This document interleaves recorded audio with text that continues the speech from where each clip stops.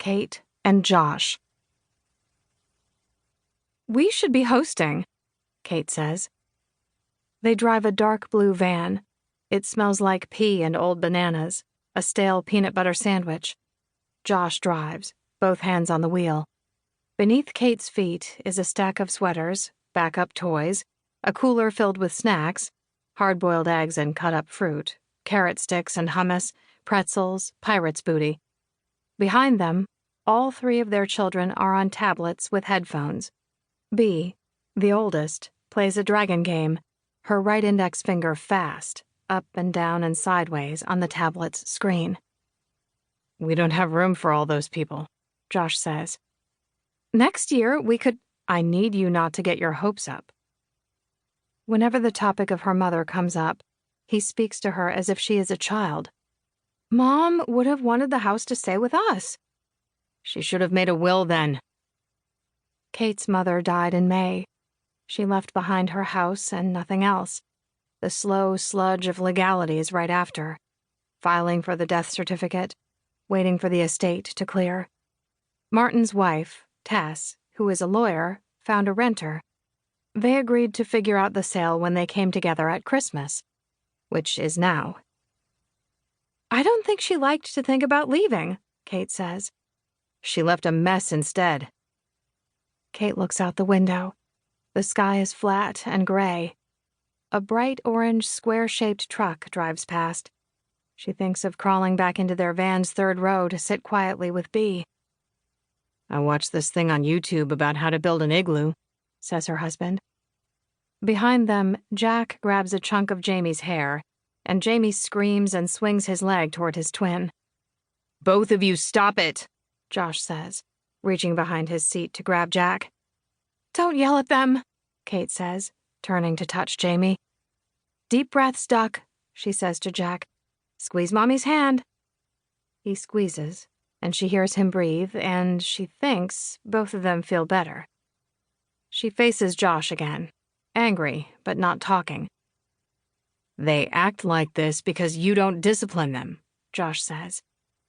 "Yelling isn't discipline. You have to talk to them." "If you aren't quiet the rest of the drive, I'll tell Santa to forget the presents," Josh says. "No TV tomorrow."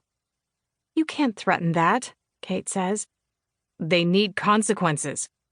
"Are you going to sit with them all day while I cook?"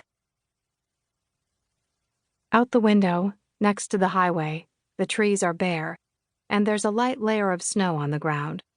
The road rolls and curves, and Josh keeps his eyes straight ahead.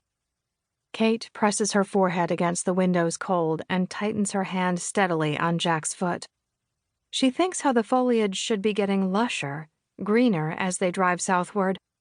The land should be flattening out instead of rising up in rocky jags. She thinks of all that warmth, how they should be changing halfway, at the rest stop, into shorts and t-shirts, letting the kids stay up late to go out to the beach as soon as they get there, to swim and wave chase, feet dug deep in the hot sand. She thinks of the salt air and the smell of going outside barefoot, wet grass on her ankles, cradling her hot cup of coffee, sitting and talking every morning beneath the big banyan in her mom's backyard. Instead, the air is getting thinner, sharper, outside her window. It all looks cold and dead. She wants to ask her brothers to let her and her family live in their mother's house until her kids are off to college. They've always had money, Josh's inheritance.